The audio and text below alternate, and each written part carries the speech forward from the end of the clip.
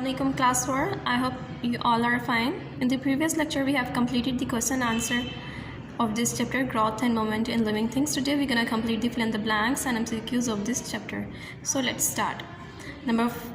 First is living things dash in the air. Living things dash in the air, breathe in the air. Living things हवा में सांस लेती हैं. Number 2, living things dash the increase in size. Living things size में increase करती हैं, बढ़ती हैं. तो क्या किस वजह से इनका साइज़ इंक्रीज़ होता है? Because they can grow.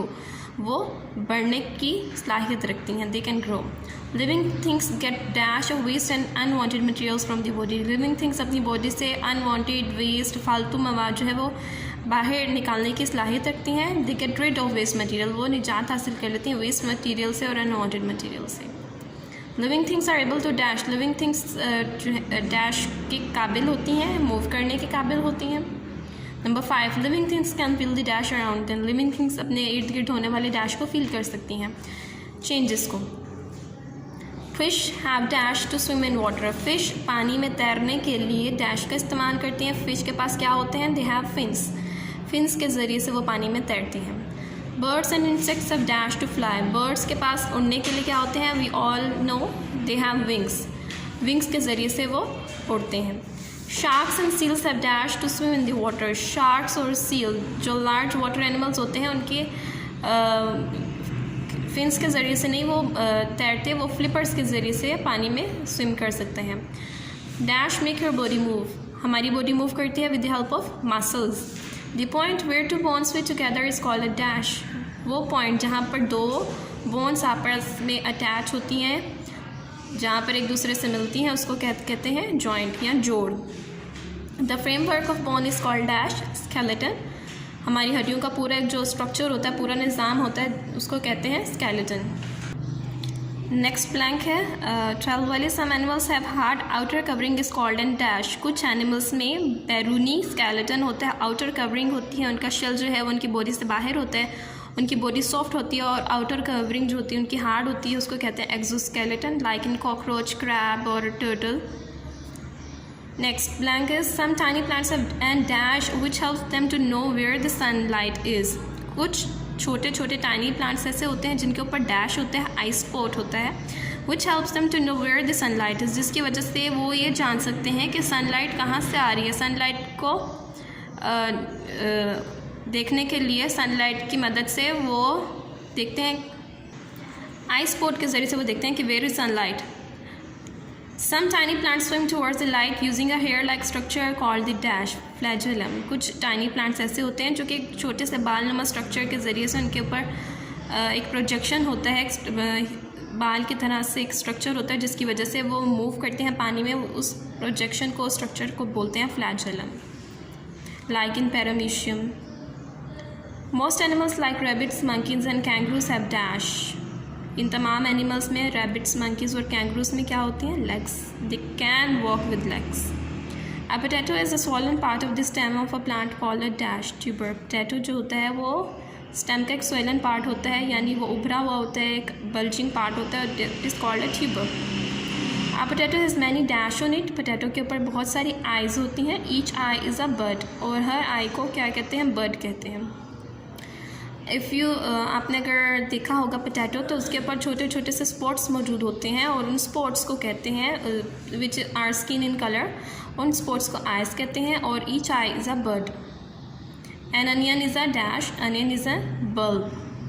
A gardener can grow new plants from small pieces of stem called dash. Gardener एक स्टेम के पीस से नए प्लांट्स उगा सकते हैं. उन स्टेम के पीसेस को कहते हैं cuttings.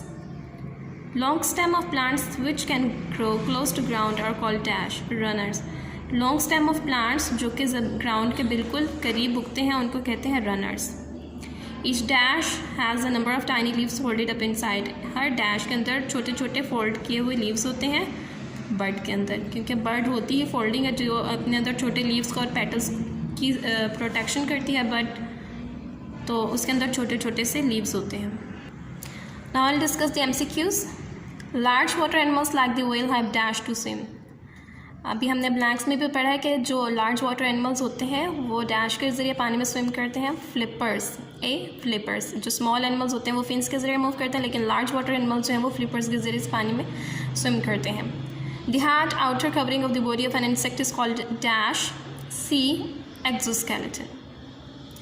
Some tiny organisms swim in the water using a dash. कुछ वाटर ऑर्गेनिजम्स होते हैं, स्मॉल वाटर ऑर्गेनिजम्स, वो डैश की मदद से पानी में मूव करते हैं। हेयर लाइक प्रोजेक्शन होती है, हेयर लाइक स्ट्रक्चर होता है, उसको कहते हैं flagellum. The birds of plants have tiny folded up dash.